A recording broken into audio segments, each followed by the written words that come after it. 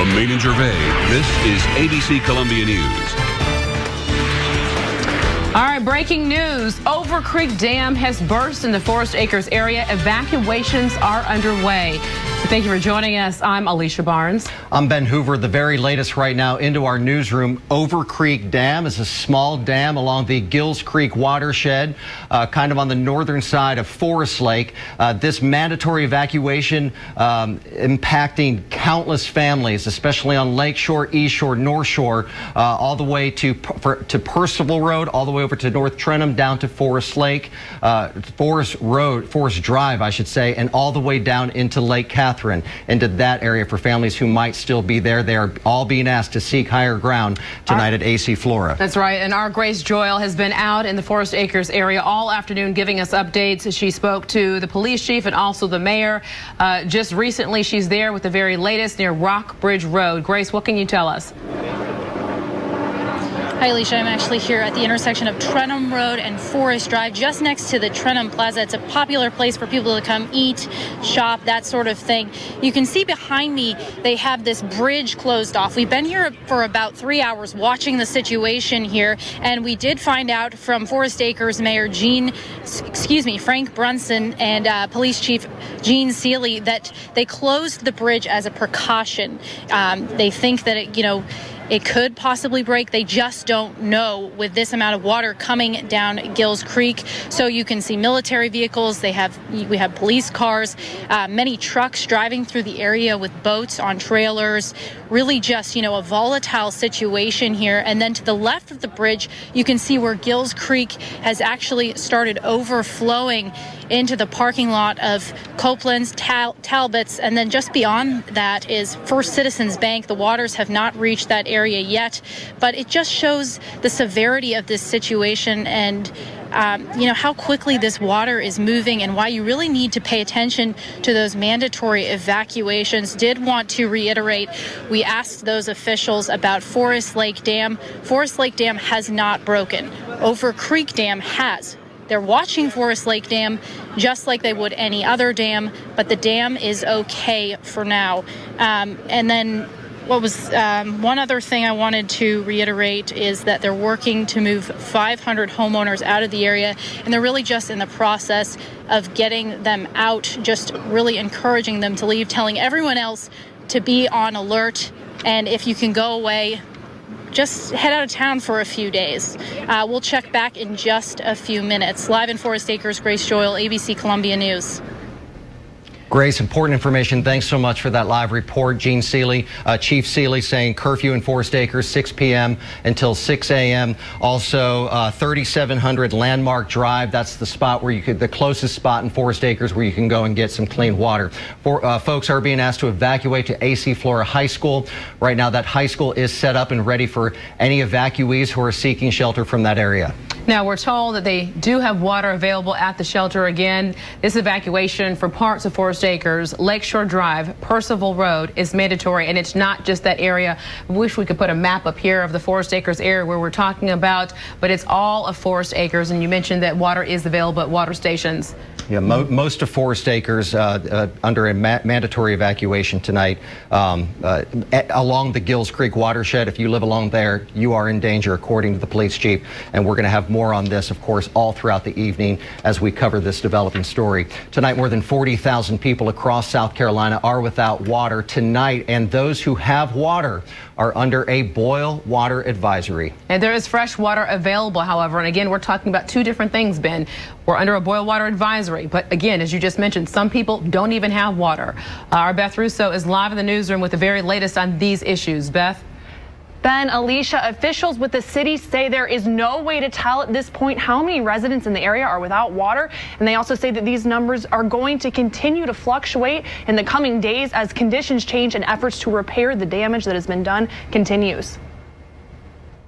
A 60-foot wide breach in the Columbia Canal has city officials working overtime to stabilize the water level at the canal plant, which is an effort that they will continue in the coming days. The canal water plant is operating at normal capacity right now, 60 million gallons a day. The pressure is back to normal. But officials say residents who currently have water should still be prepared for interruptions in service. The city has already identified more than 12 water line breaks, but that number is expected to increase as floodwaters recede and more surveying can be done. We're out there right now identifying where the lines are broken, what size lines, what it feeds, and how we can open and close valves to get as many people in water as possible. High priority water customers include local hospitals. Columbia fire crews have been providing Richland Memorial, Palmetto Baptist, and Providence hospitals with water throughout the day so they can sustain function. It's for the chillers that the hospital have to also operate. It is not because they are without water, but obviously hospitals need water for all types of reasons other than drinking water. For residents in search of drinking water, distribution sites have been set up throughout the county. Today, sites at 5424 Forest Drive, 1101 Lincoln Street, Landmark Square, and Lower Richland High School will be open from 5 until 6:30. All those locations will be open again tomorrow from 8 until 6:30, as well as 2 additional sites at Dutch Square Mall and Midlands Shopping Center. We're going to have 55 tractor-trailer trucks of water coming here. I believe that's about 350,000 bottles of water total. For residents who do have running water in their homes, officials are asking that you heed boil water advisories. And for everyone, they're asking you to bear with them as they work to repair the devastation. Now, for those in areas where boil water advisories are in effect, officials are reminding you to vigorously boil your water for a minute before using it for cooking or drinking. They have said it's all right to use the water to bathe. And for a complete list of those locations under those advisories, visit abccolumbia.com. For now, live in the newsroom, Beth Russo, ABC Columbia News. All right, thank you, Beth. Let's run through those times and those locations again. In terms of the water, fresh, clean water is being distributed tonight until 6:30. That's just really roughly another 20 or so minutes. Then again tomorrow from 8 in the morning till 6:30 in the evening at the Columbia Convention Center, Walmart on Forest Drive, Lower Richland High School, and the Landmark Shopping Center all are providing water. Dutch Square Mall and Richland Mall will also be distribution sites tomorrow. As Beth just mentioned, there are boil water advisories in effect across the state and right here in the Midlands, Ben. The following communities are all currently under boil water advisories. Of course, we just mentioned the city of Columbia, Sumter City and County still under boil water advisories, and Chapin remains under a boil water advisory as well tonight. Now, the advisory earlier today was lifted in West Columbia and Springdale, so good news for those folks. If you are in any of the areas you see on the left-hand side of your screen right now, you are under a boil water advisory. You're supposed to boil that water. If you have any coming out of your spigot or out of your faucet, to boil that for 1 minute before you drink it or cook with it. Do not use any of the ice cubes that come from an ice maker. That's an important reminder. Sometimes we forget about that.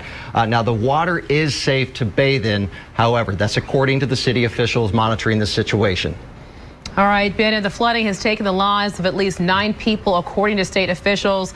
5 of those are in Richland County. I do want to be able to point out, too, that we have confirmed that an SCDOT highway worker lost his life in the flood yesterday.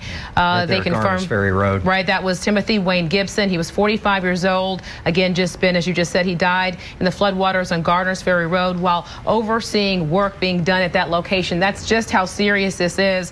Now, Richland County Coroner Gary Watts has identified the following: Alexandra Holmes, Timothy Gibson, as I just said, Robert McCarthy, and Melissa Hall and Robert Aluas. All right now are victims. Watts says the victims' bodies were all recovered from vehicles involved in the flooding in Richland County. Alex Holmes, I've heard from several of her friends today on Facebook.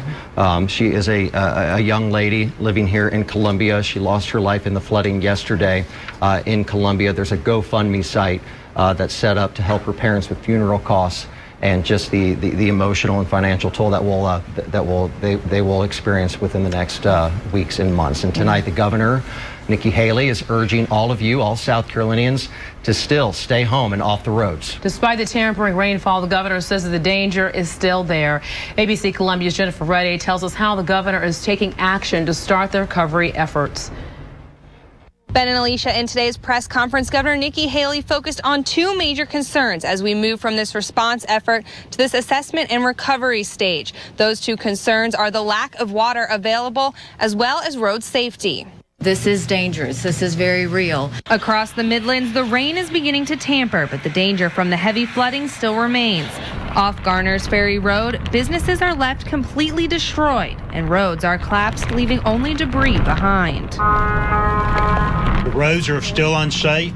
A lot of them have been undermined by the flooding, and so the road may look perfect on top, but if you drive across it, it could collapse. We've had that happen.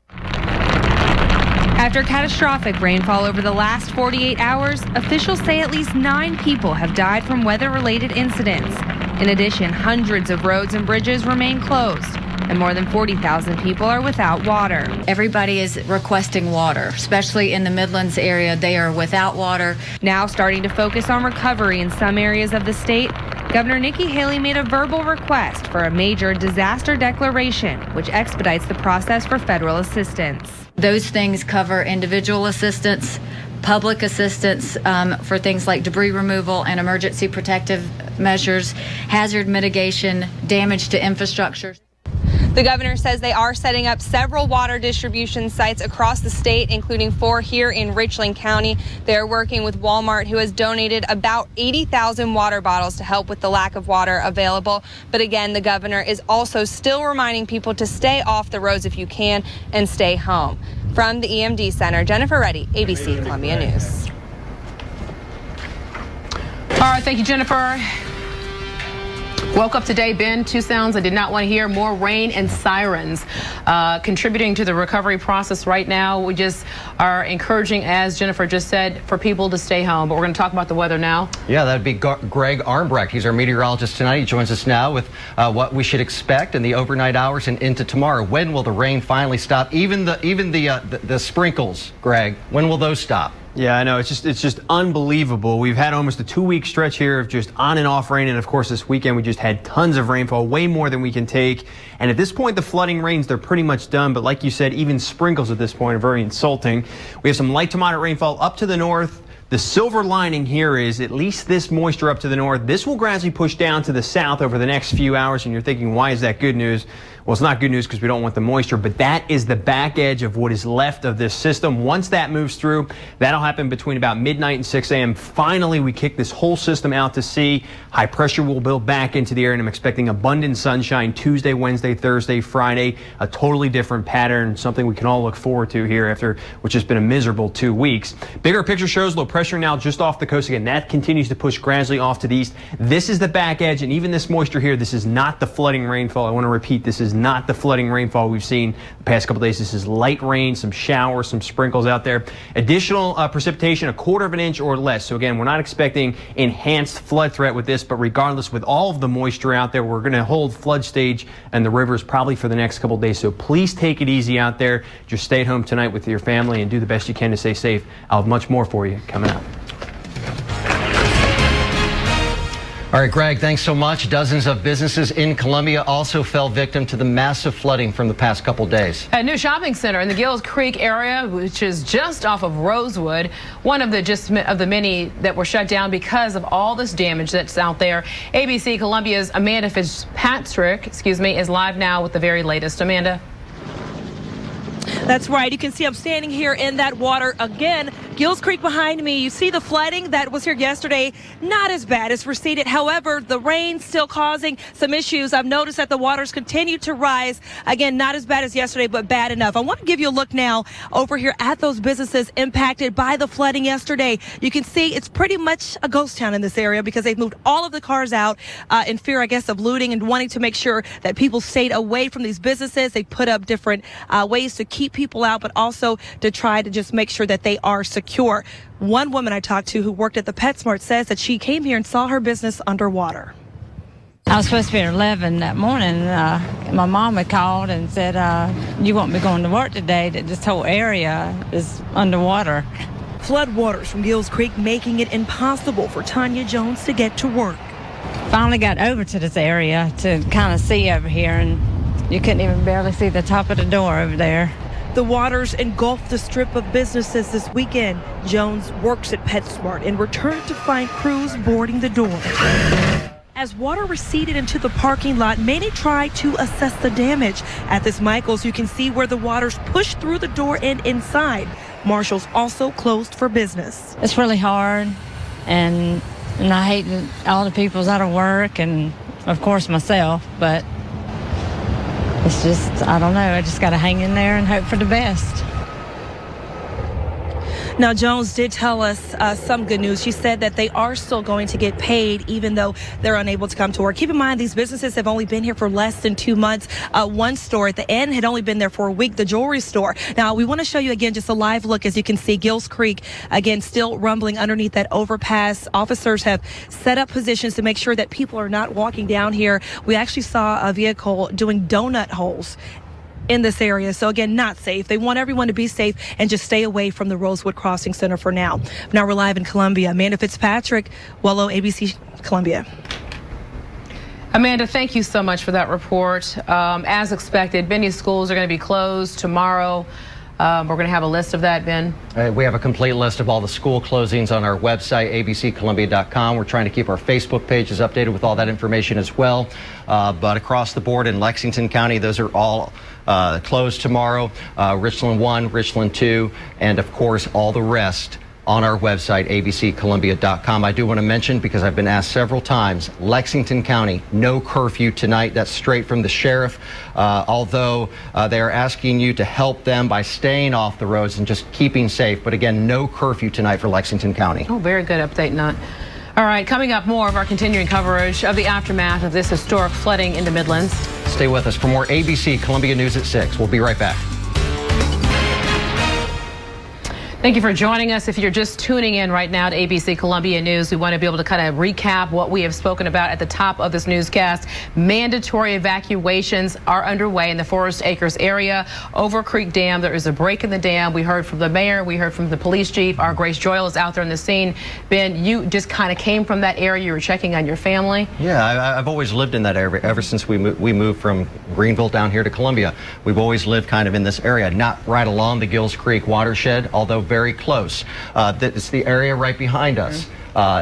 Chief Seeley said that if you live in Forest Acres along the Gills Creek watershed, you are in danger. Mandatory evacuations are in place for Country Club, Lakeshore, East Shore, North Shore, that entire area from Percival to North Trenum, down to Forest Drive, and then even farther south from there, Lake Catherine.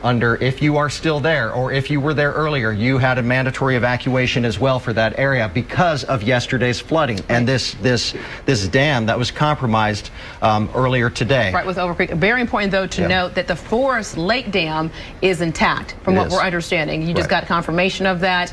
But again, Lake Catherine is kind of below the Forest Lake area, and as when we're talking to the police chief about what was going on, he's just saying that there's water on top of water, and it's kind of a ripple effect that we're seeing as we go down. Again, mandatory evacuations are in place.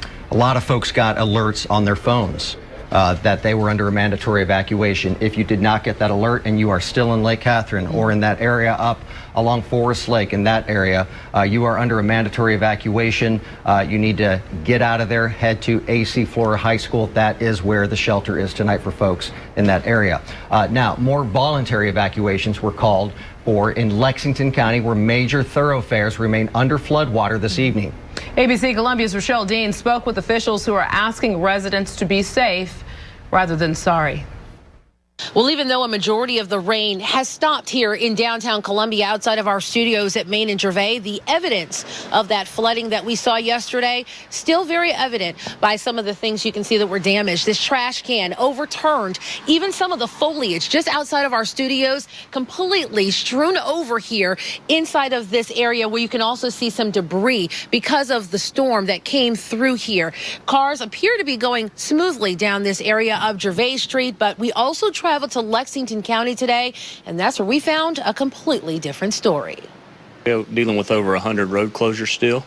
Have a lot of barricades out, a lot of staff in those barricades. Lexington County officials say they knew the storm was coming and had been preparing for this since Thursday. But officials admit it's a challenge getting ready for something you've never before dealt with. People are worried and people are concerned because this is an experience that no one's ever had before in this area. And as of Monday afternoon, director of the Lexington Public Safety, David Kerr, says the county has fielded more than 2,500 calls through 911. That's 1,000 more calls than average. And with more voluntary evacuations in Pinewood, Woodland Hills, and the Gardendale area just hours ago, that number may very well rise, along with floodwaters still being monitored. The problem we're dealing with is SCNG is still releasing a lot of water out of Lake Murray to keep up with the flow downstream, so that's causing the Saluda to rise, and it's causing the creeks to back up, so the water that's coming down the creeks from upstream has nowhere to go. So it's just standing there, basically not being able to flow downstream. And Lexington Sheriff Jay Coons tells us it will take several days for them to truly assess how badly those roads were actually damaged. So they're asking any residents in that area to be patient and to be careful. In Columbia, Rochelle Dean, ABC Columbia News. All right, thank you, Rochelle. Continuing coverage of the aftermath of massive flooding right here in the Midlands. That's coming up next. Stay with us. Good Monday evening. Hopefully you and your family are safe right now, just playing it safe at home, doing the best you can, helping out neighbors. Of course, this is a time where us as a community need to come together and really just stay together the next few days. Flood stage, again, the actual precipitation coming to an end as we go between about midnight tonight and 6 o'clock tomorrow morning. Just some lingering shower activity. That's the good news. The moisture gradually coming to an end. But the actual flood stage for a lot of the rivers out there, it's going to take a little bit more of a gradual process. Things will gradually improve a little bit each day. But again, an awful lot of moisture out there still in the grounds that have to work their way all the way through the streams. It's going to take quite some time. So again, just because the rain tomorrow will see the sunshine return does not mean the flood threat is completely gone. So please use caution and listen to all authorities out there, their best advice to give you. And the one thing I can give you, at least as some good news, at least quiet conditions return through the rest of the week. Sunny skies, a little bit more in the way of warmer temperatures. It's been quite chilly out there today. Temperatures in the lower 60s. You factor in a breeze and the rain if you've been outside at all. Very, very chilly. So if you had to go outside, hopefully you're staying warm. Notice the winds right now sustained at about 10 to 15, but they're still gusting to 20 to 25. Typically that would not be a problem. What concerns me, we're so saturated out there. All we need is a quick wind gust, 25 to 30 miles per hour. We've seen it all around the area. There have been some trees down. So again, watch for that. They're hitting houses. Of course, in the cars, also some power outages, and just not the best situation, but the winds will decrease a little bit as we go into the overnight. Satellite radar, again, we've been dealing with the light rain today, not the flooding rain we've seen the past couple days, but regardless, still some light rain, some sprinkles, a little bit more up to the north. That will be the back edge that will move through the area as we work our way through the overnight, and then that's it. High pressure is back in business, and we see quiet conditions return finally to what's been a very wet 2-week period for the next couple days. There's your spin off the coast. Again, here's the back edge of the moisture. All the heavy stuff is now off of the coast, which is good news for the entire state and North Carolina as well. Hour by hour forecasts. Again, notice the cloud cover here. We still have the showers here at 11 o'clock, but notice as we work our way through the rest of the overnight period, we're still going to fight off the cloud cover, I think, early tomorrow morning as high pressure funnels into the area. We get drying conditions. Then we see a return to sunshine. And if nothing else, that will help to boost some of the morale around here just to see the sunshine back and start to dry things out at least a little bit. Then as we go into Tuesday night, it'll be a very chilly night. Temperatures probably drop back into the middle 50s. So Tuesday night's going to be a chilly night waking up. Then as we work our way into Wednesday, once again, we soak up that sunshine. Temperatures respond nicely back into the 70s. So we'll see some cool mornings followed by nice pleasant afternoons. And again, with the sunshine out there, it's certainly going to help. As far as additional rainfall, most areas less than a quarter of an inch, probably less than a tenth. So the additional rainfall, not much of an issue. But again, we just don't want to see any more rain at this point. 57 degrees, clearing skies late. That north breeze 10 to 20 could gust higher. Tomorrow's forecast.